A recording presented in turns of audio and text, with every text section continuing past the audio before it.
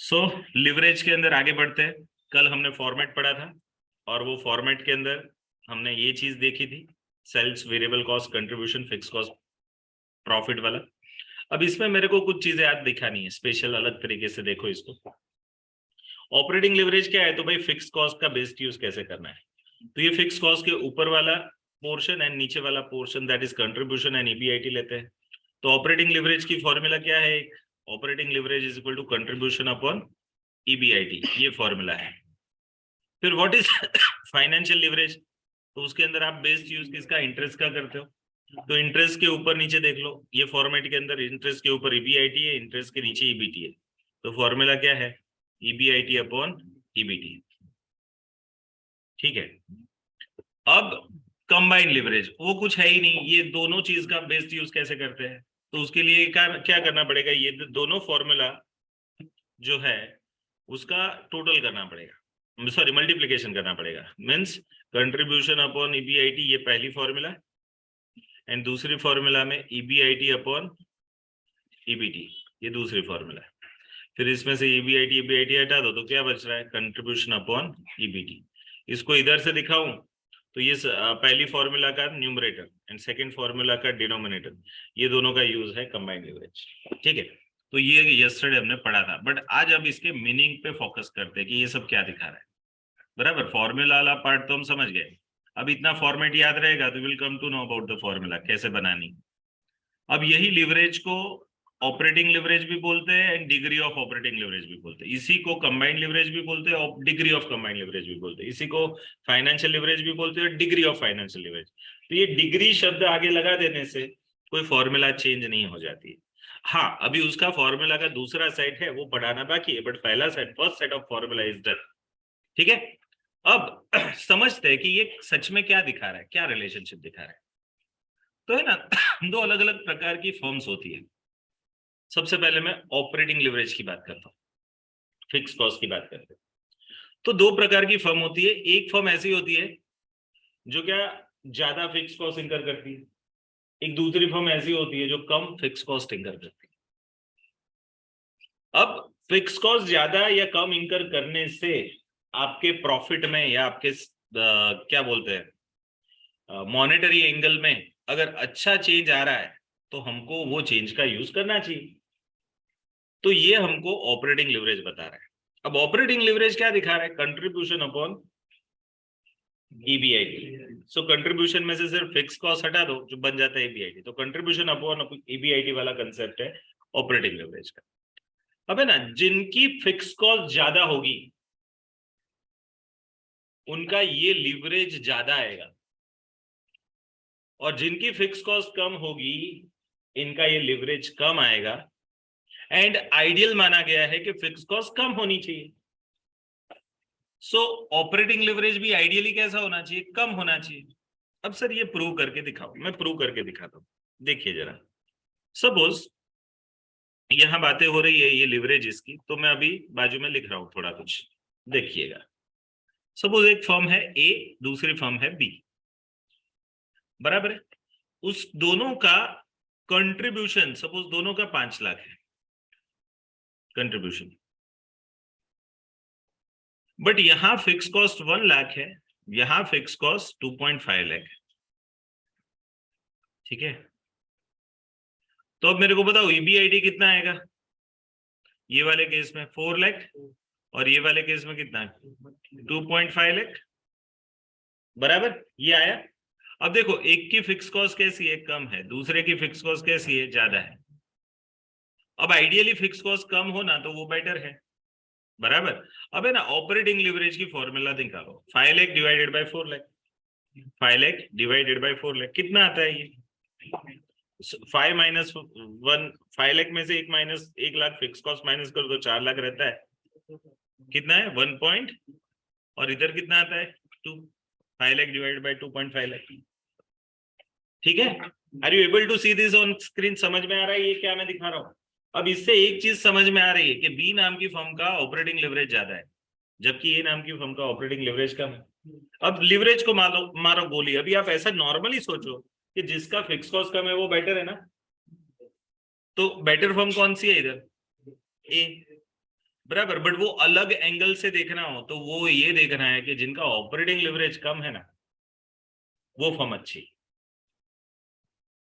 जिनका operating leverage कम है ना वो फर्म अच्छी। क्योंकि यहाँ तो मैंने चलो दोनों को 5 लाख कंट्रीब्यूशन लिखा है, बट सपोज यहाँ 150 लाख हो और ये 5 लाख वाली फर्म हो, तो अब इसकी कंपैरिजन कैसे करेंगे? तो वहां आपको ये प्रोपोर्शन से मालूम पड़ेगा। अब यहाँ भी सपोज यही बैठ रहा है, सपोज ये 5 लाख की जगह 150 लाख किया और यहाँ मैं 75 लाख कर देता हूँ, तो ये भी 75 लाख आएगा और ये सेम आएगा, दो जवाब। देखो 150 लाख डिवाइडेड बाय 75 लाख, तो 2 आया जवाब। सर। हाँ बोलिए। सर स्क्रीन शेयर नहीं हो स्क्रीन शेयर नहीं है, वो- ओके कर हाँ। देते हैं, देख लो दिख रहा है ये 5 लाख माइनस 1 लाख 4 लाख पहली फर्म। पुराने एग्जाम्पल में मैंने क्या लिखा था, यहाँ भी 5 लाख लिखा था, बट यहाँ मैंने क्या 2.5 लाख लिखा था, ऐसा करके 2.5 लाख। अब यहाँ ऑपरेटिंग लिवरेज कैसे आया, कंट्रीब्यूशन अपॉन ईबीआईटी करके 2 आया, 5 lakh divided by 2.5 lakh that is 2। मैंने फिर फिगर्स चेंज की, यहाँ 150 लाख कर दिया और यहाँ भी फिगर आधी कर दी 75 लाख, तो ये भी 75 लाख आया और अब देखो ये भी 2 आ रहा है। बट मेरे को ये बताना था कि पहले केस में जब ये चीजें हमारे पास नहीं थी तो ये दोनों का 5 लाख कॉमन था, तो फिर हमने क्या सीधा सीधा कि फिक्स कॉस्ट इसका कम है ना भाई, दैट इज बेटर, ऐसा हमने बोल दिया। बट जब डिसप्रोपोर्शनेट फर्म हो, एक का कंट्रीब्यूशन बहुत ज्यादा हो दूसरे का बहुत कम हो, ऐसा कुछ हो, और फिर कंपैरिजन करनी है, तो कौन सा कंपैरिजन बेटर रहेगा? तो भाई हमको दोनों फर्म का ऑपरेटिंग लिवरेज ढूंढ लेना है, एंड जो फर्म का ऑपरेटिंग लिवरेज कम आ रहा है उसका मीनिंग उसका फिक्स कॉस्ट कम है, क्योंकि फिक्स कॉस्ट कम होगा ना तभी ये डिनोमिनेटर ज्यादा आएगा, एंड डिनोमिनेटर ज्यादा आता है ना तभी आपका ऑपरेटिंग लिवरेज कम होता है।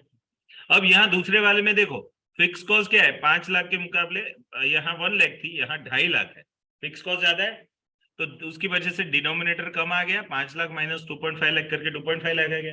अब न्यूमरेटर सेम रहता है, डिनोमिनेटर कम हो जाता है, तो ये जो जवाब है वो बढ़ जाता है। यहाँ 1.25 था उसके सामने ये 2 आ गया, समझ में आ रहा है? तो मेरे को आपको क्या समझाना है कि भाई ऑपरेटिंग लिवरेज से हमको ये चीज मालूम पड़ती है कि कौन सी फर्म ज्यादा फिक्स कॉस्ट यूज करती है, कौन सी फर्म कम फिक्स कॉस्ट यूज करती है। अब मैं सपोज आईटी फील्ड की 5 कंपनियों का कंपैरिजन कर दूं, फॉर एग्जांपल टीसीएस है, फिर टीसीएस के बाद सपोज विप्रो है, इन्फोसिस है।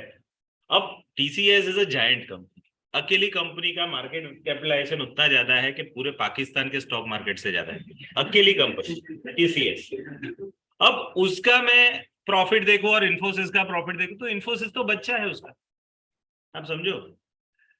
टीसीएस के जो फाउंडर है ना, टाटा ग्रुप, टाटा ग्रुप का कंपनी है ना टीसीएस, वो टीसीएस में ये इन्फोसिस के चेयरमैन मूर्ति साहब की वाइफ टाटा में जॉब करती थी, and she was the first lady engineer at that time. उसने टाटा को लेटर लिख के भेजा था कि भाई मेरे को जॉब करना है आपकी कंपनी में, बट आपकी कंपनी में मेरे को सिलेक्ट भी कर लिया, बट है ना कोई भी टॉयलेट नहीं है लेडीज का। बोला ऐसा हमारे ध्यान में नहीं है, क्योंकि तब तक कोई लेडीज जॉब ही नहीं करती थी, she was the first lady. So आप समझ लीजिए पहले टीसीएस ग्रो हुआ 62 से, टीसीएस के फाउंडेशन की शुरुआत हो गई 72, और वही कंपनी है जिसकी वजह से पूरे इंडिया में सबसे पहले आईआईटीज में computer science was the subject launch because of TCS. So पहले इनिशियली टाटा सन्स में ये सब चलता था काम, उसके ही लोग बैठते थे, तो एक अलग ग्रुप बना दिया था 10 एम्प्लॉइज का।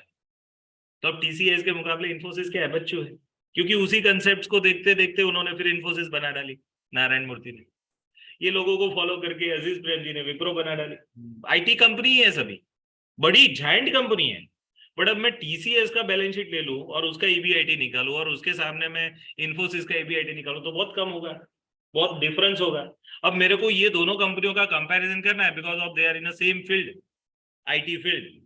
तो अब कौन सी कंपनी बेटर है वो चेक करने के लिए मैं क्या करूंगा, ये क्राइटेरिया है कि फिक्स कॉस्ट का बेस्ट यूज कौन कर रहा है, तो सबसे कम फिक्स कॉस्ट में कौन सी कंपनी चल रही है कैसे मालूम पड़ेगा?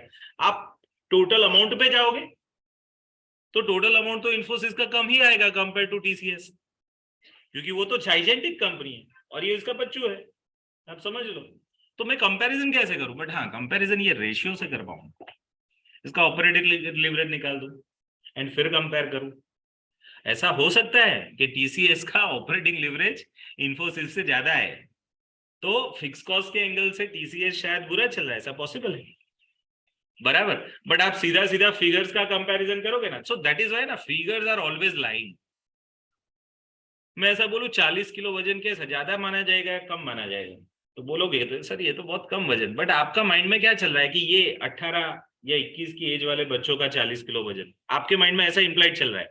अब मैं ऐसा बोलूं कि 5 साल के बच्चे का तो बहुत ज्यादा है, 18 साल के बच्चे का तो बहुत कम है, बट एंगल की क्लैरिटी ना हो तब तक कैसे मालूम पड़े। सो दैट इज वाई सिर्फ फिगर्स देखोगे, सिर्फ 40 absolute figures always lead to misconceptions. मेरे पास एब्सोल्यूट फिगर है कि भाई इतना इतना फिक्स कॉस्ट या इतने ईबीआईटी, इससे मालूम नहीं पड़ता। मालूम कैसे पड़ता है, मैं कंपैरिजन एक रेशियो ढूंढ लूं। दैट इज व्हाई ये मार्केट के अंदर, फाइनेंशियल एनालिसिस मार्केट के अंदर ये रेशियोज की बहुत वैल्यू है। Leverage are one of the ratios, I am telling you. भले ये सेपरेट चैप्टर है, but ideally it is a part of one chapter called as a ratio analysis. And ratio analysis के अंदर ratio 4 तरीके से ढूंढे जाते हैं। यू नो रेशियोज कैसे ढूंढे जाते हैं? रेशियो का एक तरीका ऐसा है, देखो कुछ लोग ऐसा लिखेंगे कि भाई ये 25 है न्यूमरेटर में, डिनोमिनेटर में 100 है, चलो ये चीज, इसको क्या बोलेंगे? कुछ लोग 0.25 बोलेंगे, तो एक रेशियो ऐसा भी लिखा जाता है। अब इसको मैं जस्ट 100 से मल्टीप्लाइड कर दूं तो ये 25% हो जाएगा।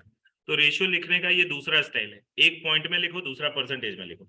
तीसरा यही स्टाइल है कि 25 डिवाइडेड बाई 100 करो और उसको छोटा बनाओ, और 25 बन जा एंड 25 4 जा, सो 1/4, ये भी रास्ता है।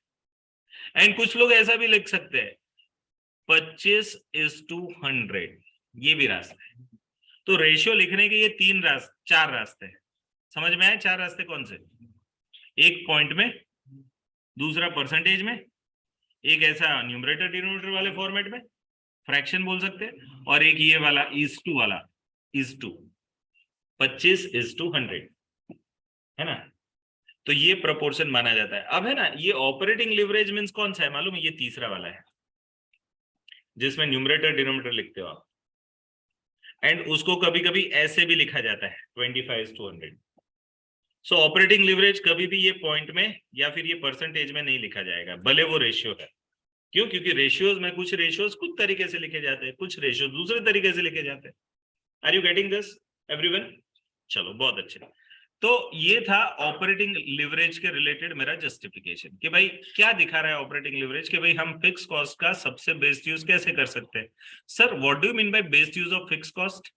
Best use of fix cost means कम से कम फिक्स कॉस्ट में हम अच्छे से अच्छा धंधा चलाए, अच्छे से अच्छा प्रॉफिट करें। होशियार लोग किसको बोलने जाते हैं? कि जो लोग कम फिक्स कॉस्ट करके उतना ही प्रॉफिट कमाए जितना दूसरा लोग कमा रहा है, शायद उनसे ज्यादा भी कमाए। तो इनको हम क्या बोलते हैं? How best you can able to utilize your fix cost. मैं बता रहा हूं, मैंने जब कैरियर 2009 में चालू किया था तो 2500 रुपया के फिक्स कॉस्ट से मैंने कैरियर चालू किया था। 2500 500 रुपीज का मैंने लिफलेट छपाया था, और 2000 का मेरा भाड़े का क्लास था, जो 4 महीने के लिए, 5 महीने के लिए मैंने ले लिया था, मंथली 2000। तो मंथली 2000 2500 फिक्स कॉस्ट थी, उससे ज्यादा नहीं थी। तो तब है ना मेरा ब्रेक इवन पॉइंट बहुत जल्दी आ जाता था। फाउंडेशन वाले शायद नहीं समझ पाएंगे, नए वाले बराबर, बट जो मार्जिनल कॉस्टिंग पढ़ के बैठते हैं उनको मालूम पड़ जाएगा। ब्रेक इवन पॉइंट जल्दी आ जाता है। ब्रेक इवन पॉइंट मींस क्या है? आपका जितना खर्चा उतना ही revenue, means no profit no loss स्थिति। जितना खर्चा उतनी ही रेवेन्यू, उसको ब्रेक इवन बोलते हैं। अब जिसका खर्चा ही कम है उसका रेवेन्यू अगर स्टेबल मान लो तो भी क्या होगा? खर्चा कम है तो वो रेवेन्यू में से वो खर्चा जल्दी रिकवर हो जाएगा। बट जिसका खर्चा बहुत ज्यादा है, फिक्स कॉस्ट, उनका ब्रेक इवन पॉइंट लेट आता है। आप देख लो रिलायंस जियो का ब्रेक इवन पॉइंट कब आएगा? है ना, पहले 2-2.5 साल तक तो फ्री में रखा है सब, और फिक्स कॉस्ट तो इनकर करते ही जा रहे हो, टावर्स पे टावर्स, केबल्स पे केबल, एम्प्लॉय पे एम्प्लॉय, जबरदस्त। रेवेन्यू कुछ नहीं था पहले 3 साल, और इसकी वजह से 2 दुश्मन थे, उनको भी शादी करनी पड़ी, वीआई उनकी वजह से। वोडाफोन आइडिया का जो मर्जर हुआ उसका रीजन क्या था कि भाई ये बंदा फ्री में दे रहा है, फ्री में दे रहा है मीन्स सब लोग कस्टमर बेस उधर शिफ्ट हो रहा है, फ्री में मिल रहा है तो उधर ही जाएगा। ये फ्री वाली स्ट्रेटेजी जो है ना, उसके जन्मदाता है धीरू भाई अंबानी, जिसको पेनिट्रेशन प्राइसिंग बोलते हैं। पेनिट्रेशन प्राइसिंग मींस क्या, जीरो प्राइस से चालू कर दो या एकदम कम प्राइस, मींस पूरा कस्टमर बेस इधर शिफ्ट आ जाएगा, फिर धीरे धीरे करके प्राइस बढ़ाना। उससे उल्टा होता है स्कीमिंग प्राइसिंग। ये हमारे बड़ौदा में पिज्जा हट जब खुला था ना 1992 या 1994 में, तब से 400 रुपए का एक पिज्जा मिल रहा है उधर। स्कीमिंग प्राइसिंग, जब तक लोगों को मालूम नहीं पिज्जा बनता कैसे, तब तक 400 रुपया वसूलो। फिर क्या, लोगों ने पिज्जा घर पे मंगवाना शुरू किया, ये बेकरी वालों ने देखा ये बनता कैसे, क्योंकि बनता था, उसकी ब्रेड भी बॉम्बे से आती थी इनिशियली तो। फिर क्या, ये बेकरी वालों ने देखा ये तो हम बना सकते हैं, फिर इधर चालू हुआ ये निजामपुरा में, कितने में, 70 रुपीज का पिज्जा। है ना, मेरे को आइडिया है, मैं जब आपकी एज का था 20-21 का, तब हम लोग 70 रुपीज में पिज्जा खाने जाते, क्योंकि पिज्जा हट 400 रुपए का पिज्जा कौन खाएगा। फादर का पगार 2000-2500 हो, वो बंदा 400 का पिज्जा कैसे खाएगा, ऐसा पॉसिबल। बट ये उनको लेटर ऑन मालूम पड़ा कि इसका बेस तो इतना सस्ते में बन जाता है, हम ब्रेड बनाते हैं, थोड़ा एक्सटेंड कर दो, गोल बना दो, हो जाएगा पिज्जा, थोड़ा अलग ऐड कर दो, किया उन्होंने। फिर मेरे को क्या बताना है, दो प्राइसिंग था, penetration and skimming. So penetration pricing कम प्राइसिंग एंड स्कीमिंग में ज्यादा प्राइसिंग। बट ये सभी का जुगाड़ कहाँ से शुरू होता है, तो ये सब पॉइंट यहाँ से शुरू होते हैं, फिक्स कॉस्ट। फिक्स कॉस्ट कम होना, वो वाला बिजनेस करना चाहिए। ये एमबीए चाय वाला फेमस क्यों हुआ, फिक्स कॉस्ट बहुत कम, फिक्स कॉस्ट बहुत कम है। बट उसके मुकाबले ये दूसरा चाय की दुकान खोल के बैठा है जो टी पोस्ट वाला, अब वो उसकी चाय वो 30 रुपए से सस्ते में बेच ही नहीं सकता, फिक्स कॉस्ट लगा के बैठा है ना ज्यादा। इन्होंने रेकड़ी से चालू किया, लारी से चालू किया, एमबीए चाय वाले ने। लारी लगाने का क्या खर्चा है ना, सबसे कम खर्चे में होता है। इसलिए देखना, मैं बताऊं सबसे ज्यादा मार्जिन कौन से बिजनेस में होता है, पानी पूरी है, चाय है, सेव उसड़ की लारी है, किसी का भी दुकान खोल डालोगे ना तकलीफ, प्राइस ज्यादा रखनी पड़ेगा। रीजन क्या, फिक्स कॉस्ट ज्यादा। समझ में आ रहा है, तो ये पूरे फिक्स कॉस्ट के आजू बाजू का गुमराह है ये टॉपिक। चलो, तो ये एक चीज समझ में आ गई, ऑपरेटिंग लिवरेज निकालते कैसे है, पहले तो कंट्रीब्यूशन अपॉन ईबीआईटी, एंड दूसरा उसका इंटरप्रिटेशन, दोनों चीजें समझ में आ गई। अब मेरा एक सवाल है, ये जो ऑपरेटिंग लिवरेज है वो 1 कब होता है,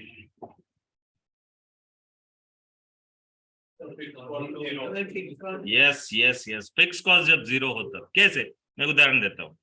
सपोज दो कंपनी है X and Y, 5 lakh contribution दोनों का, फिक्स कॉस्ट दोनों की 0, दोनों का ईबीआईटी 5 लाख, तो इसका क्या ऑपरेटिंग लिवरेज कितना, 1, क्यों, 5 लाख डिवाइडेड बाय 5 लाख।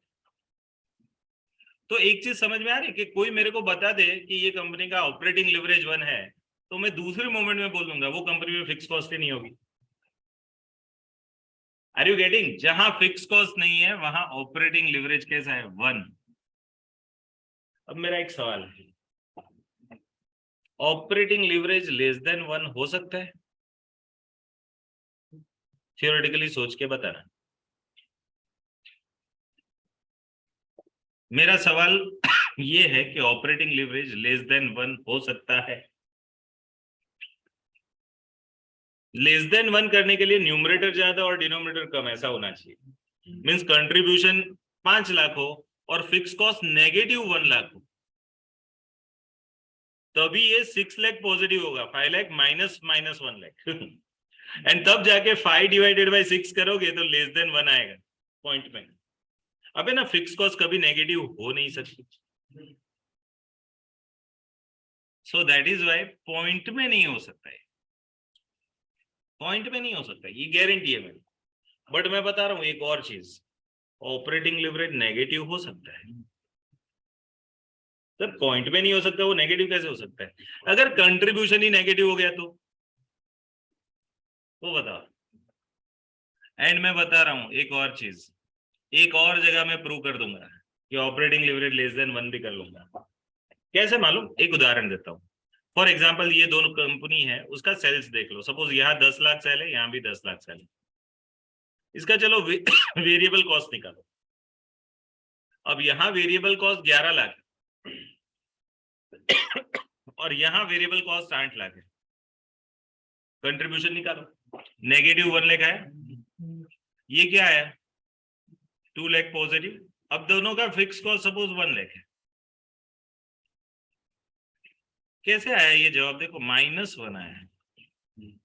पहले तो ये बताओ, ये जरा एक मिनट -1 नहीं आएगा। एक मिनट 1 लाख, नेगेटिव 1 लाख में से दूसरा 1 लाख गया तो नेगेटिव 2 लाख होगा, बराबर। Contribution minus fix cost that is EBIT। अब ये वाले केस में यहां -1 है ना, यहां -1 है, मीन्स ये फिगर माइनस में है कंट्रीब्यूशन वाली, तो आपका operating leverage less than 1 possible हो रहा है। क्यों? आप करो mathematically, -1 lakh divided by -2 lakh, तो 0.5 आएगा, वो भी पॉजिटिव, तो लेस देन 1 हो गया।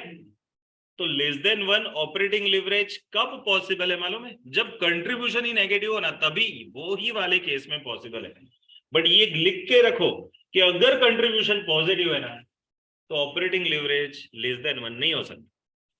बाजू वाले में चेक कर लो, देखो ये 2 लाख है, -1 लाख, ये 1 लाख होता है तो 2 डिवाइडेड बाय 1 बनेगा। ये क्या बनेगा? 0.5 बना था, तो नेगेटिव पॉसिबल है। दूसरी एक और चीज बतानी है, जरा ध्यान से देखिएगा। चलो ये नेगेटिव है, मैं ऐसा मानता हूं कि सेल्स 10 लाख है, वेरिएबल कॉस्ट भी 10 लाख है, तो कंट्रीब्यूशन क्या हो गया? 0। अब फिक्स कॉस्ट सपोज 1 लाख है, तो ये कितना हो गया? -1 लाख EBIT। अब आप सोचो 0 डिवाइडेड बाय -1 लाख, तो 0 को किसी से भी डिवाइड करो 0 आता है। तो उसका मीनिंग, मेरे को एक चीज और बतानी है आपको, कि जब आपका कंट्रीब्यूशन 0 होना, तब आपका ऑपरेटिंग लिवरेज भी 0 आता है। कंट्रीब्यूशन अगर आपका नेगेटिव हो तो ऑपरेटिंग लिवरेज लेस देन 1 आता है। बाकी के सभी केस में ऑपरेटिंग लिवरेज मोर देन 1 आता है। पहला मैंने क्या बताया? कंट्रीब्यूशन 0। दूसरा मैंने क्या बताया? Contribution negative. तो अब तीसरा बचा क्या? Contribution positive. अगर कंट्रीब्यूशन पॉजिटिव होना, तो ऑपरेटिंग लिवरेज नॉर्मली पॉजिटिव होता है। बट यहां भी एक वेरिएबिलिटी है, जरा ये देख लो, ये 10 - 8 है, तो 2 लाख हुए। ये लास्ट वाला चीज पकड़ो, इसको जरा देखो ध्यान से। 10 - 8 मीन्स 2 लाख का कंट्रीब्यूशन। अब चलो इसका फिक्स कॉस्ट 3 लाख है, तो ये कैसा चला जाएगा? नेगेटिव। 2 लाख में से 3 लाख फिक्स कॉस्ट माइनस करो तो -1 लाख। तो अब ये 2 लाख डिवाइडेड बाय -1 लाख -2 आएगा। तो ये वाला भी कैसे? कंट्रीब्यूशन पॉजिटिव था but operating leverage negative. Reason क्या? फिक्स कॉस्ट ज्यादा थी। किससे? कंट्रीब्यूशन से। तो ये वाले केस में जब आपका प्रॉफिट नेगेटिव हो, आपका लॉस हो, तो लॉस वाले केसेस में ऑपरेटिंग लिवरेज नेगेटिव में आता है।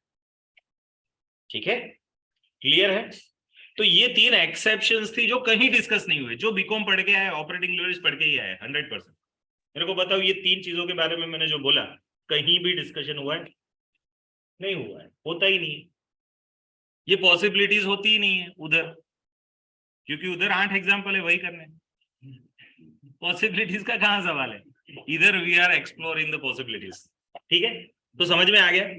तो आपको मैं और ये सोचते तो उधर भी समझ सकते थे, बट अभी इधर हमने इधर सोचा, और यही डिफरेंस है ग्रेजुएशन में एंड प्रोफेशनल कोर्सेज। ठीक है, ये तो शुरुआत है, अभी एक पहला मुद्दा है, पहला रेशियो है। ठीक है, समझ में आ गया? ये 3 चीजें समझ में आ गई। चलो अब बताओ, ऑपरेटिंग लिवरेज 1 कब आता है? फिक्स कॉस्ट 0 होता है। ठीक है, ऑपरेटिंग लिवरेज लेस देन 1 कब आता है? ऑपरेटिंग लिवरेज मैं क्या बोल रहा हूं? लेस देन 1, वो कब आता है? कंट्रीब्यूशन ही नेगेटिव हो एंड साथ साथ फिक्स कॉस्ट भी हो। Contribution negative but fix cost 0, तो वापस से 1 आएगा। Suppose -2 contribution but fix cost 0, तो EBIT -2 ही आएगा, तो वहां 1 जवाब आएगा।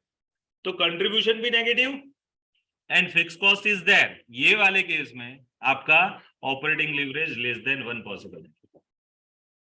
ठीक है, ऑपरेटिंग लिवरेज जीरो कब है? जब कंट्रीब्यूशन जीरो हो जाती है। ऑपरेटिंग लिवरेज नेगेटिव कब होता है? जब कंट्रीब्यूशन से ज्यादा फिक्स कॉस्ट हो। कंट्रीब्यूशन पॉजिटिव हो बट फिक्स कॉस्ट उससे ज्यादा हो तो मींस लॉस में चले जाओ, और वो वाली स्थिति में आपका क्या होता है? ऑपरेटिंग लिवरेज कैसा होता है? नेगेटिव भी होता है। बाकी के केसेस में जनरली ऑपरेटिंग लिवरेज पॉजिटिव होता है। मैं आपको इतनी सारी संभावना बोल रहा हूं, बट मैं बताऊं एक भी सम ऐसा नहीं है जिसके अंदर ऑपरेटिंग लिवरेज नेगेटिव हो। एक भी नहीं है हमारे पास। एक भी सम ऐसा नहीं है जिसमें ऑपरेटिंग लिवरेज लेस देन 1 हो। एक सम शायद ऐसा है जिसके अंदर ऑपरेटिंग लिवरेज जीरो है, बिकॉज कंट्रीब्यूशन जीरो बैठ जाता है। That is it. बराबर, देखेंगे अभी। चलो, बट ये ऑपरेटिंग लिवरेज का किस्सा खत्म हो गया, समझ में आ गया। अब एक बेसिक मुद्दा मैंने समझाया, अब इसका एक दूसरा पहलू, एक दूसरी भी डेफिनेशन है। ऑपरेटिंग लिवरेज डिनोट्स, क्या दिखा रहा है ऑपरेटिंग लिवरेज मालूम? किस सेल्स में चेंज होने से आपके operating profit that is EBIT में क्या चेंज होता है, ये भी ऑपरेटिंग लिवरेज बताता है। क्या बता रहा है? सेल्स में चेंज होने से आपके ईबीआईटी में क्या चेंज होता है, ये भी क्या दिखा रहा है? ऑपरेटिंग लिवरेज ही दिखा रहा है। ये पोर्शन मैंने बताया ही नहीं है।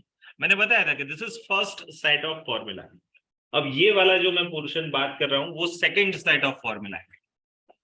पहला फॉर्मूला क्या था? कंट्रीब्यूशन अपॉन ईबीआईटी, खत्म। बट ऑपरेटिंग लिवरेज निकालने का सिर्फ यही तरीका है ना, उसका दूसरा भी एक तरीका है। वो कौन सा तरीका है मालूम है? Change in contribution, sorry, change in EBIT due to change in sales. Means numerator में चेंज इन ईबीआईटी लिखना है, डिनोमिनेटर में चेंज इन सेल्स लिखना है। वो जो आता है ना वो भी ऑपरेटिंग लिवरेज ही होता है। बट ये वाला लिवरेज ढूंढने के लिए आपको दो पैरेलल डेटा चाहिए, सेम कंपनी के, सेम इंस्टीट्यूट के, same organisation. Suppose Reliance industries limited का 20-21 का डेटा है एंड 21-22 का डेटा है हमारे पास, एंड फिर हमको ऑपरेटिंग लिवरेज ढूंढना है। तो हम क्या करेंगे? चेंज इन ईबीआईटी, मींस दो पीरियड का ईबीआईटी का जो चेंज है वो ले लेंगे। बड़ा होगा तो बढ़ेगा, मींस पॉजिटिव चेंज होगा, कम हुआ होगा तो नेगेटिव चेंज होगा, डिवाइडेड बाय सेल्स का चेंज।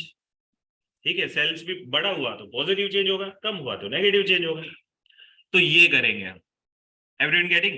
तो this is what your operating leverage second set of formula. तो सर अल्टीमेटली ऑपरेटिंग लिवरेज क्या बता रहा है? दो चीजें बता रहे हैं।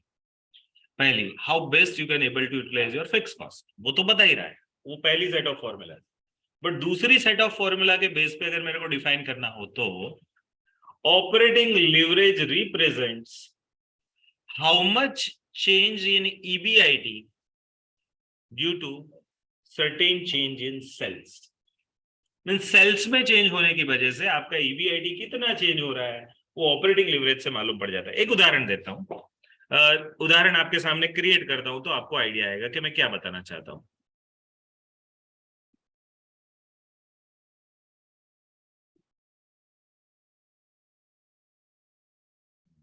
चलो, अबे ना इधर मैं कुछ लिख रहा हूं, जरा देखिए सब लोग। बड़ा इंटरेस्टिंग लिख रहा हूं और इसी से समझ में आ जाएगा आपको जो भी मैं बताना चाहता हूँ।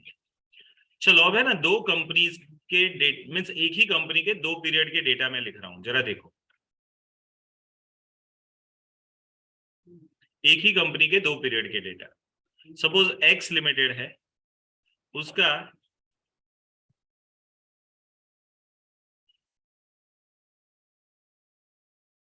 चलो 1 ईयर एंड सेकेंड ईयर, 2 साल के डेटा है। देखिएगा ध्यान से। सबसे पहले लिख रहा हूं सेल्स। सेल्स मेरा है इधर 100 लाख, इधर 120 लाख। इधर मेरा वेरिएबल कॉस्ट, वेरिएबल कॉस्ट इधर कितना है? सपोज यहाँ 60 लाख है, यहाँ 78 लाख है। सो कंट्रीब्यूशन कितना हो रहा है? कंट्रीब्यूशन इधर 40 लाख हो रहा है और इधर कितना आएगा? 42 लाख। फिक्स कॉस्ट इधर 10 लाख है, इधर 15 लाख है, तो ईबीआईटी आएगा। EBIT इधर कितना है, इधर कितना है,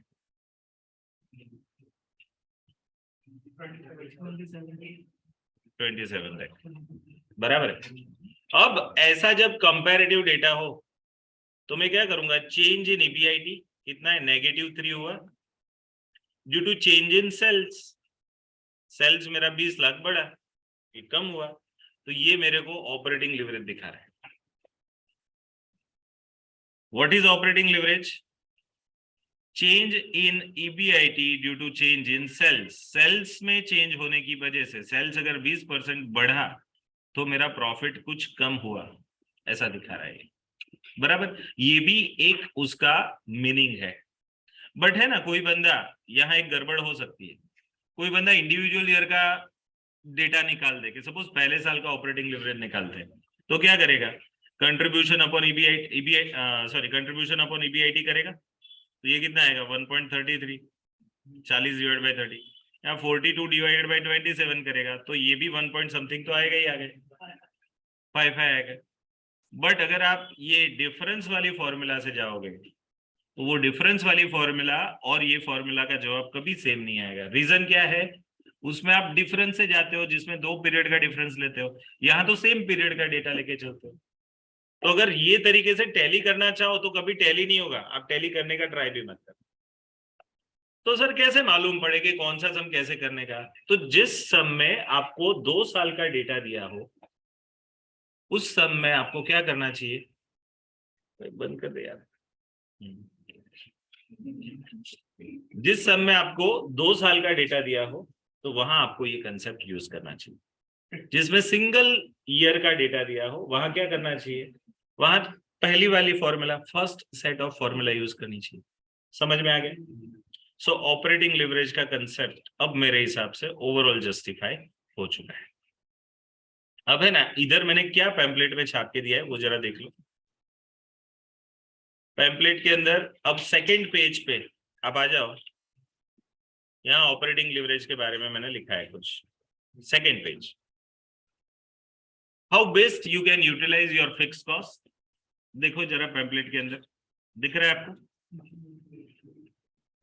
ऑपरेटिंग लिवरेज की बात।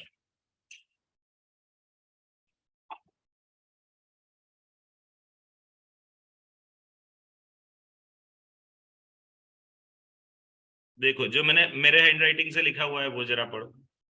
How best you can able to utilize your fix cost, operating leverage equal to 1 कब, it indicate there is no fix cost. दूसरा, ये क्यों लिखा रहा हूं मालूम है, ये इसके बेस पे आपको MCQ पूछते हैं।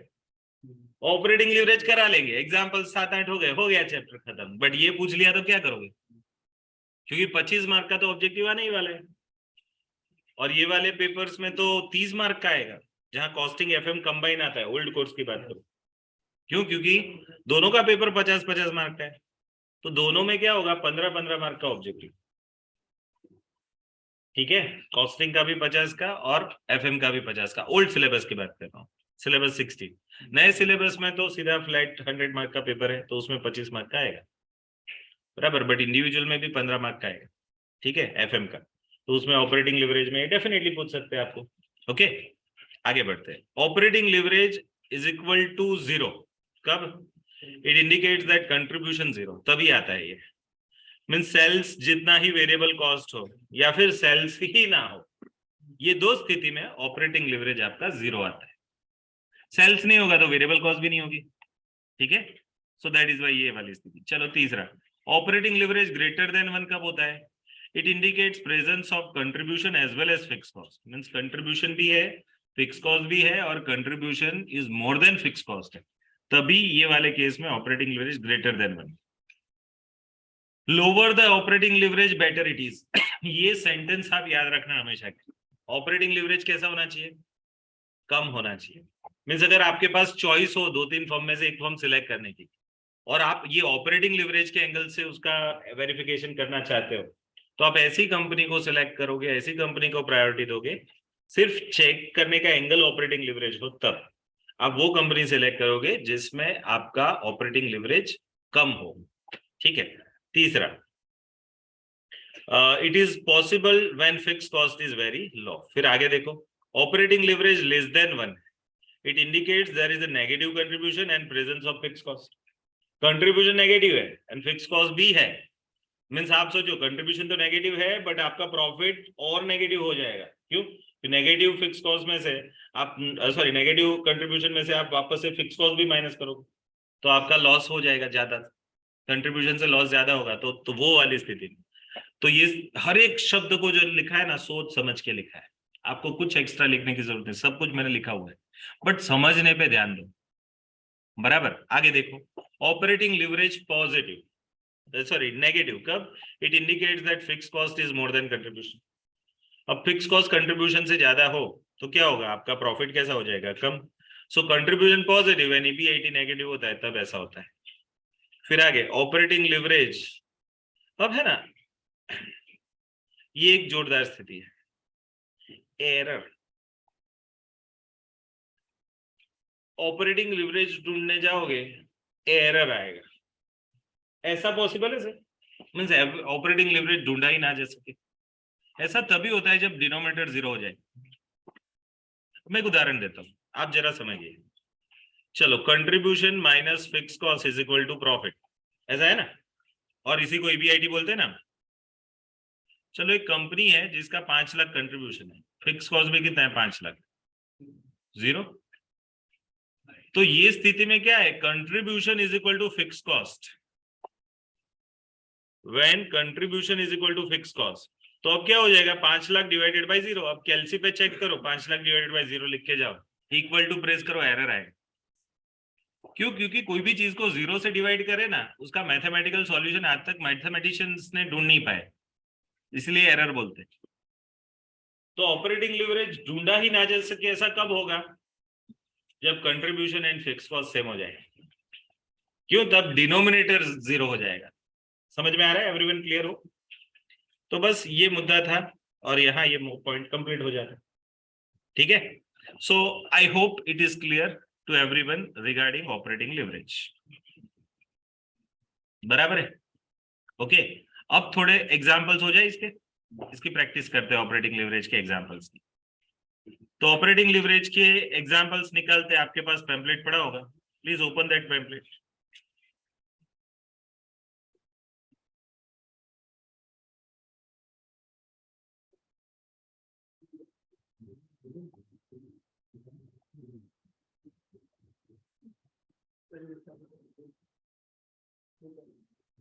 अब है ना, पीछे वाले सबसे लास्ट के सम्स निकालो जो एग्जाम में पूछे गए हैं। कौन से पेज? नंबर 8 पे है ना शायद, वो वाले।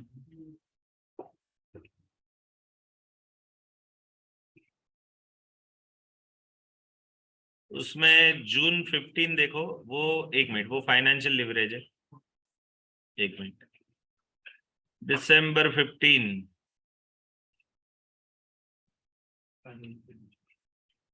वो भी छोटू है, बट मेरे को एक्सक्लूसिव ऑपरेटिंग लिवरेज का सम चाहिए। नहीं है कोई? चलो, अकेले ऑपरेटिंग लिवरेज का कोई सम ही नहीं है। लो, अच्छी बात है। तो चलो कोई एक छोटा सा सम करते हैं, ये 14 नंबर का सम पकड़ते हैं। चलो, क्या लिखा है? Firm has a sales of 40 lakh, variable cost कितना है? 25 लाख, फिक्स कॉस्ट कितना है? 6 लाख, एंड 10% डेब्ट कितना है? 30 लाख का, इक्विटी कैपिटल 45 लाख की है। Required calculate operating and financial leverage. Okay, जवाब ढूंढते हैं। अबे ना, स्टेटमेंट बना देते हैं हम। सबसे पहले हम क्या लिखेंगे? सेल्स। सेल्स कितना है भाई? 40 लाख। अभी देखने पे फोकस करो आप।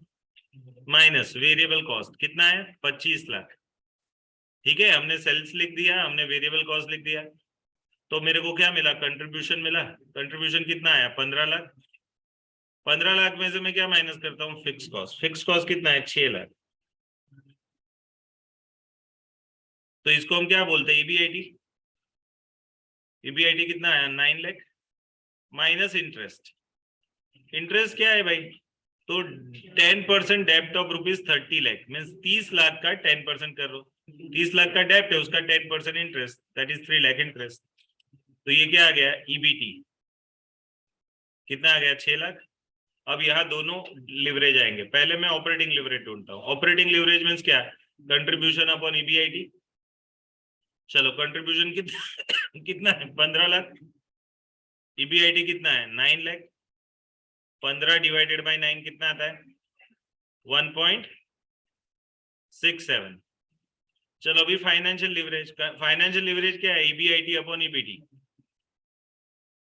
इंटरेस्ट का बेस्ड यूटिलाइजेशन कैसे करते हो? तो ईबीआईटी कितना है? 9 लाख एंड ईबीटी 6 लाख, तो 9 लाख डिवाइडेड बाय 6 लाख कितना आता है? 1.5।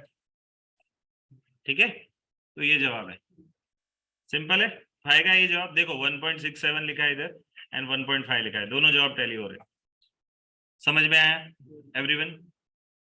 तो ऐसा कोई ऑपरेटिंग लिवरेज का अगर सवाल आपको अकेला पूछ लिया जाए 2 मार्क में, तो I hope you can able to manage that, आप कर पाओगे। ठीक है, अब मैं आपको एक और कंसेप्ट पे ले जाता हूं जिसका नाम है फाइनेंशियल लिवरेज। ठीक है, ये पहला वाला समय कैसे सॉल्व होगा देखो जरा, मैं बताता हूं। सेल्स लिखेंगे माइनस वेरिएबल कॉस्ट लिखेंगे। ये सेल्स लिखने में हमको एफोर्ड करना पड़ेगा। मैं कोई एक फर्म का करता हूं, देखो के नाम की फर्म का काम कर रहा हूं, तो उसमें मैं क्या करूंगा, इसके 60,000 यूनिट है बराबर, मल्टीप्लाइड बाय उसकी सेलिंग प्राइस कितनी है? 60 पैसा, तो 0.60, ऐसा करके उसका 36,000 का सेल आ जाता है। और वेरिएबल कॉस्ट की बात करें, उसमें 60,000 है variable cost, multiplied by variable cost per unit कितना है? 0.2, तो ये कितना आ जाता है? 12,000। 36,000 में से 12,000 जाए तो कंट्रीब्यूशन आ जाएगा 24। अब उसमें से यहाँ फिक्स कॉस्ट दे दी है, फिक्स कॉस्ट कितनी है इसकी? 7,000 है, फर्म के की बात कर रहा हूँ, तो 7,000 है। तो ये मेरा क्या आ जाएगा? ईबीआईटी। ईबीआईटी कितना आ गया? 17,000। उसमें से मैं इंटरेस्ट माइनस कर देता हूँ, इंटरेस्ट भी दिया है मेरे को 4,000 रुपया, तो ये 4,000 माइनस करता हूँ, तो 17 में से 4 गया तो कितना आएगा? 13। तो इसको मैं क्या करूंगा? ईबीटी।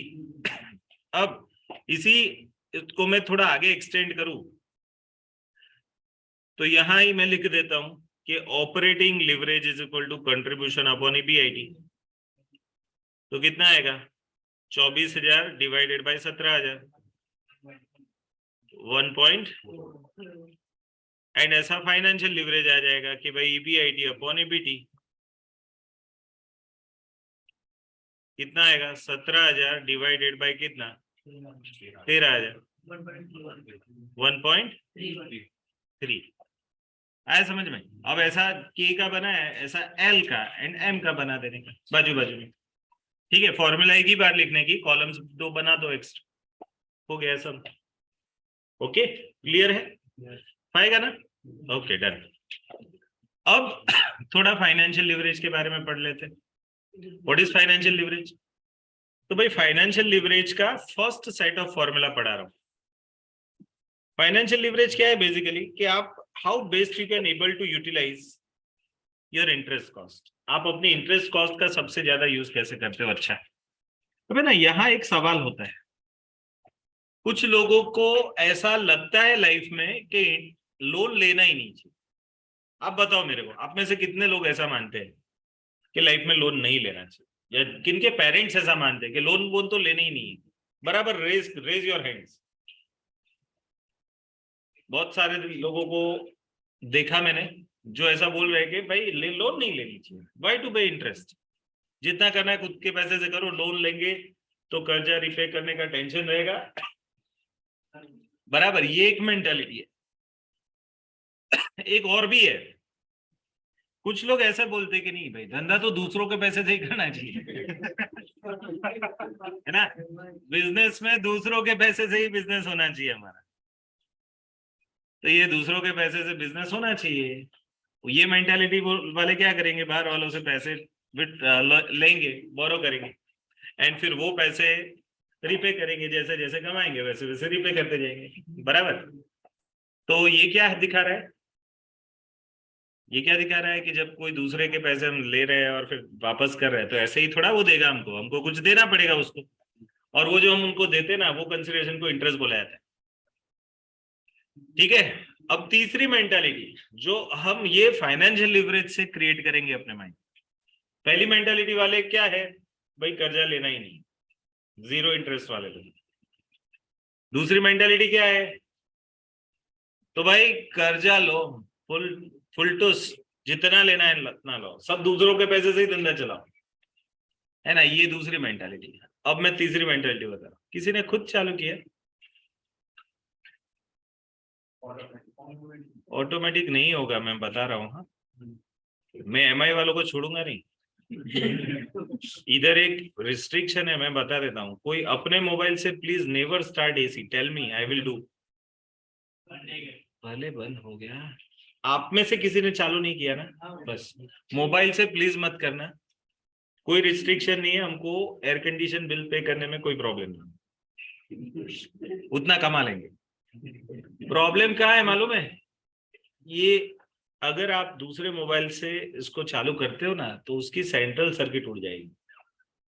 तो हमको प्रीमाइसिस देने से पहले जो प्रीमाइसिस के जो ओनर है, उन्होंने क्लियर कट बताया कि सर एसी जब भी यूज करो ना, तो please use this remote control and tell your every student that don't use your mobile. इसलिए मैंने रिवीजन के टाइम पे भी बोला था इधर कि किसी का एमआई या जहां से एसी ऑपरेट हो सकता है ऐसा मोबाइल वाला मिला ना, वो सबका जॉइंट रिस्पॉन्सिबिलिटी, उसको जो खर्चा है वो आपकी जवाबदारी। और वो तो अब मैं फॉर्म में भी लिख दूंगा ना, एग्जाम मीन्स आपका क्लास का फॉर्म फिलअप कराऊंगा ना, तो वहां भी मैं लिखूंगा कि भाई ये कंडीशन है। बराबर, आप बोलो मैं चालू कर दूंगा, आपने बोला बंद करो तो मैंने बंद किया, बंद हो गया, ये चालू कर, ये चालू हुआ, होने दो ना थोड़ा, थोड़ा थोड़ा तो 25 पे रखा है, रहने थोड़ा रहने तो, मेरे को इधर गर्मी हो रही। चलो ठीक है। सो फाइनेंस लिवरेज क्या बता रहे, इंटरेस्ट का बेस्ड यूज कैसे करना है। बाय द वे सवाल यहां से हम डिस्कस कर रहे हैं कि इंटरेस्ट लेना चाहिए नहीं लेना चाहिए। फिर बात आ रही है उसके बेस्ड यूज की। जब बात आ रही है बेस्ड यूज की, तो उसका मीनिंग इंटरेस्ट लेना तो जरूरी है। तो पहले तो ये कंसेप्ट फाइनेंशियल लिवरेज ही दिखा रहा है कि इंटरेस्ट वाली स्थिति होनी चाहिए, मीन्स आपको बोरो करना चाहिए, ठीक है। फाइनेंशियल लिवरेज सिर्फ ये बताएगा कि आपको कितना बोरो करना चाहिए, ठीक है। अब सर बोरो करने से फायदा क्या है, अगर हम पैसा किसी से बोरो कर रहे हैं तो फायदा क्या है। अबे ना नेक्स्ट 5-7 मिनट 10 मिनट मेरे को दे देना, एक कंसेप्ट आपके माइंड में फिट करने जा रहा हूं जो बेस है फाइनेंशियल लिवरेज का। फाइनेंशियल लिवरेज बहुत सिंपल है, ऑपरेटिंग लिवरेज जैसे सीखा ना ऐसा ही है, कुछ है नहीं फॉर्मूला, ईबीआईटी अपॉन ईबीटी वही है। बट उसके पीछे का जो लॉजिक है, वो लॉजिक देखने के लिए एक कंसेप्ट मेरे को समझाना पड़ेगा। वो कंसेप्ट का नाम है टैक्स शील्ड। क्या नाम है, टैक्स शील्ड। अब ये चीज मेरे को समझानी पड़ेगी आपको, तो सब लोग मेरे साथ देखते जाओ कि what do you mean by tax shield, आप क्या बताना चाहते हो। तो भाई जरा देखिएगा इधर, टैक्स शील्ड का कंसेप्ट आपको समझाने जा रहा हूँ। एवरीवन फोकस, देखो आप कोई ना कोई किसी ना किसी के फैन होंगे। अब ये एग्जांपल में मैं आपको दो चीजें दिखा रहा हूं, देखिएगा। एक है मोदी, इंडिया को रिप्रेजेंट कर रहा है, मोदी मीन्स इंडिया ऐसा मान के चलो। और दूसरा है ये बाइडेन। अब स्पेलिंग मेरे को आता नहीं, जो आता लिख दिया, यही होगा तो बहुत अच्छे, बाकी हमने ये नया नाम बना दिया। तो ये दो लोग हैं, मोदी इंडिया को रिप्रेजेंट कर रहा है, बाइडेन अमेरिका को रिप्रेजेंट कर रहा है। अब है ना, ये बाइडेन अपने आप को कुछ बड़ा मान के चलते हैं। अब क्या है मालूम है, मैं दोनों की बैलेंस शीट का कुछ नजारा दिखाना चाहता हूँ, और उसमें भी सिर्फ और सिर्फ लायबिलिटी साइड का नजारा दिखाना चाहता हूँ, क्योंकि फाइनेंस मींस लायबिलिटी साइड। अब है ना, मोदी के पास इक्विटी एंड डेब्ट दोनों है, 50 CR 50 CR। तो इसकी बैलेंस शीट का टोटल 100 CR है, 100 करोड़।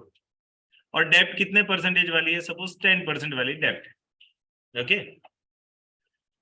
बाइडेन ने क्या किया, वो पुराने जमाने का आदमी है, वैसे भी बुढ़ा है, मोदी से तो पुराना ही है ना एज के हिसाब से। वो क्या बोल रहा है, डेट नहीं चाहिए, खुद के पैसे से धंधा करो। तो उसकी बैलेंस शीट भी 100 करोड़ की है। मोदी को बोल रहा है देख भाई देख, मैं ऑनर हूं, मेरे पास 100 करोड़ की कंपनी है। मोदी ने बोला मेरे पास भी 100 करोड़ की कंपनी है।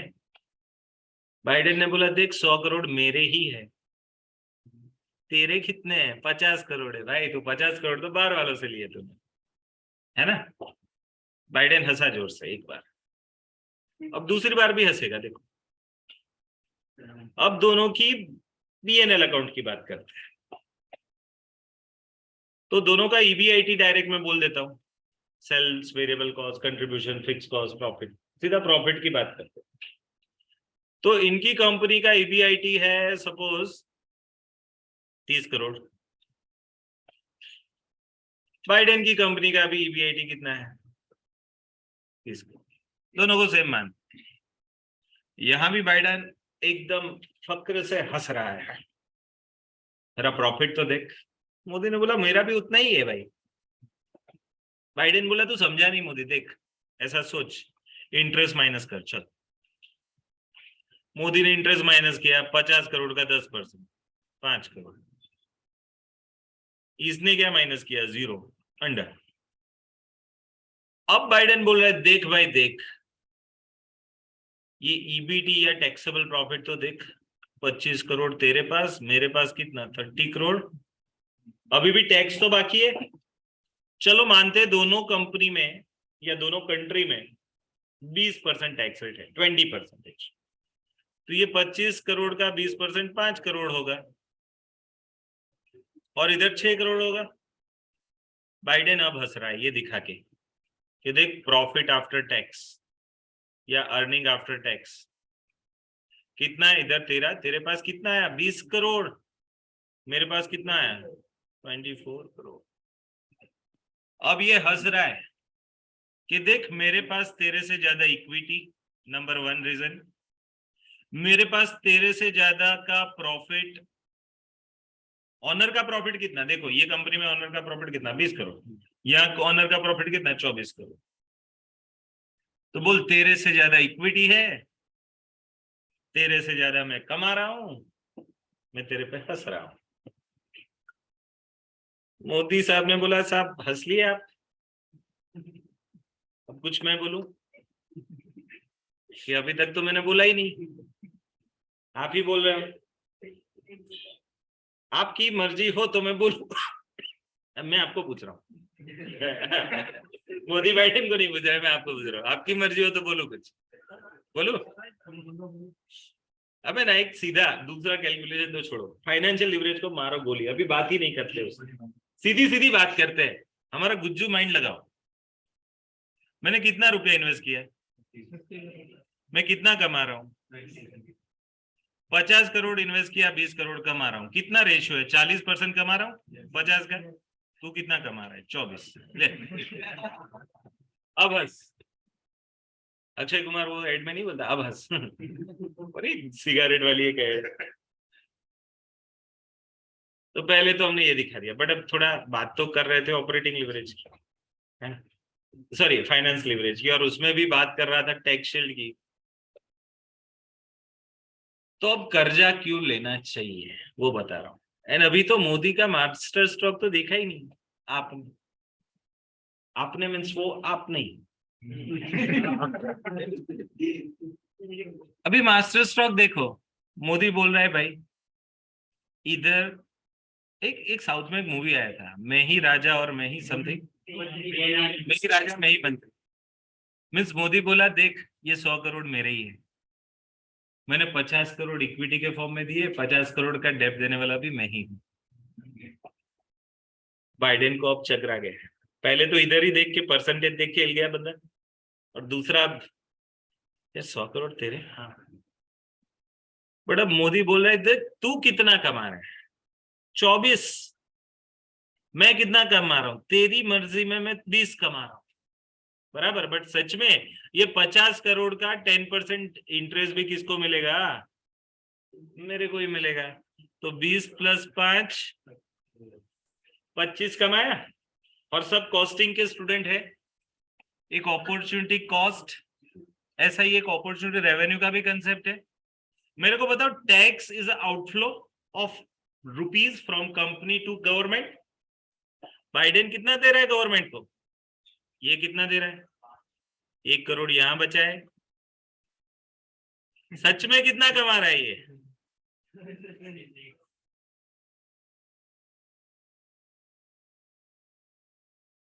सर ये टैक्स कैसे कमा गया इसका? देखो, दोनों का सेल्स सेम होगा ऐसा मानते हैं, ईबीआईटी सेम है, दोनों का बैलेंस शीट सेम है। यार ये टैक्स कब क्यों कम हुआ? उसका रीजन है, मोदी को मालूम है, मैं इंटरेस्ट जितना पे करूंगा ना, उतना मेरी कंपनी का वो खर्चा दिखा जाएगा। अब इंटरेस्ट कितना पे कर रहा हूँ? 5 लाख, 5 करोड़, तो 5 करोड़ खर्चा दिखाया जाएगा। तो वो कंपनी जो है 5 करोड़ डेबिट करेगी ना अपने पीएनएल में, तो उसकी वजह से अब देखो, डेब्ट देने वाला भी मैं ही हूं, बराबर, तो मैं मेरे को ही देता हूं, और उसमें मेरे को क्या मिलता है? टैक्स का फायदा मिल रहा है। वो अपने आप को डिविडेंड देगा, बाइडेन डिविडेंड देगा 24 करोड़ में, खुद 24 करोड़ ले जाएगा, 1 भी रुपए का टैक्स का फायदा नहीं होगा। यहाँ ये अपने नाम पे 5 करोड़ ले जा रहा है ना, ये 5 करोड़ का 20% टैक्स बचा रहा है। करो 5 करोड़ का 20%, वो 1 करोड़ आएगा। Are you getting? तो खुद आप जब भी इंटरेस्ट पे करते हो ना, आप टैक्स बचा रहे हो। इसलिए जो बड़े बड़े लोग हैं ना, कर्जा लेके धंधा करते हैं, उसका रीजन है, जितना कर्जे का आप इंटरेस्ट पे करते हो उतना आपको टैक्स माफ हो जाता है, उतना 20% 30% जो भी। अब भारत जैसी कंट्री में जिसमें एवरेज टैक्स रेट 35% होता है, अब वो 10 लाख इनकम कर लो या वो करोड़ चले जाओ, सरचार्ज और वो सब मिला के 35% के आजू बाजू ऑन एन एवरेज टैक्स बनता है। वो कंट्री में अगर आप इंटरेस्ट पे कर दो ना, तो 35% सीधे बच जाएंगे आपके। मैं आपको एक उदाहरण देता हूँ, सीधा सीधा, दूसरा सब छोड़ दो, टैक्स शील्ड का एक सिंपल सा उदाहरण पकड़ो। मेरे पास 1 करोड़ है, मेरा बिजनेस का रिटर्न ऑन इन्वेस्टमेंट है सपोज 40%। अब मेरे को बिजनेस लगाना है, एक नई ब्रांच खोलनी, 1 करोड़ लगेगा, और मेरे को पक्का है कि उसमें से 40% रिटर्न मिलेगा। सो 1 करोड़ लगाऊंगा, कितना मिलेगा? 40%। कितना मिलेगा? 40 लाख मिलेगा। अब मैं क्या कर रहा हूं? 1 करोड़ नहीं लगा रहा एक बिजनेस में, मैं क्या कर रहा हूँ? 50-50 लाख 2 ब्रांच में लगा रहा हूँ, बाकी के 50-50 लाख का कर्जा ले रहा हूँ। अब बैंक वाले के पास लोन लेने जाऊंगा ना, सबसे महंगा लोन भी 14% से ज्यादा नहीं होगा अभी। अब आप सोचो, दोनों बिजनेस में मैंने 50-50 लाख बाहर से लिए, कितना दे रहा हूं उसको? 50 लाख का 14%, और कमा कितना रहा हूं? वही 50 लाख का 40%। 26% का फायदा मैं आपके पैसे पे कमा के करता हूं। लोग वही करते हैं भाई, दूसरों के पैसे से कमाना। कब कमाना चाहिए ही चाहिए, बट कब? तो जब आपका रिटर्न ऑन इन्वेस्टमेंट आपकी कॉस्ट ऑफ डेब्ट से ज्यादा हो तब। सीधी भाषा में बताऊं तो आप बिजनेस में से जितने परसेंटेज अमाउंट कमा लेते हो, वो परसेंटेज से कम परसेंटेज का डेब्ट हो, तब आपको दूसरों के पैसे से कमाना चाहिए। समझ में आ रहा है? मीन्स मैं उससे बोरो करूंगा तो 14% दूंगा, ठीक है? दोनों में 50-50 लाख करके 1 करोड़ मैंने बोरो किया। अब 1 करोड़ में मैं पहले, जब मेरे पूरे 1 करोड़ को एक ही बिजनेस में लगा था, तो मैं 40 लाख कमाता। अब मैं क्या कर रहा हूँ? 50-50 लाख स्प्लिट कर दिया, 50-50 लाख बाहर से लाया। तो अब मैं क्या कर रहा हूँ? 2 करोड़ का इन्वेस्टमेंट है, 2 करोड़ में मेरे को 40% मिलता है, मीन्स 80 लाख मिल रहा है। 80 लाख के सामने मैं इंटरेस्ट कितना पे कर रहा हूँ? 1 करोड़ का 14%, 50-50 लाख के 2 डेप, 14 लाख पे कर रहा हूँ। तो आप सोचो, अगर मैं पहला वाला प्लानिंग करता, सिर्फ 1 करोड़ का एक ब्रांच ही खोलता, तो 40 लाख ही कमाता। अब मैं कितना कमा रहा हूं? 80 - 14, 80 - 14, 66 कमा रहा हूं। और ये कमाने के बाद भी दूसरा भी टैक्स शील्ड का फायदा समझो, कि जितना भी इंटरेस्ट पे कर रहा हूँ 14, उस पर जो 35% है वो भी कमा रहा हूँ, क्योंकि खुद के पैसे लगाता ना, तो मेरे को ये 14 लाख पे नहीं करने पड़ते, और 14 लाख पे नहीं करने पड़ते तो मेरे को टैक्स बेनिफिट नहीं मिलता। अब आप सोचो टैक्स तो कम आएगा ना पहले के मुकाबले, क्यों? अब आप सोचो पूरी मेरी ही 1 करोड़ की इनकम होती, मीन सॉरी 1 करोड़ का इन्वेस्टमेंट, 40 लाख की इनकम, तो 40 लाख पे टैक्स भरना पड़ता।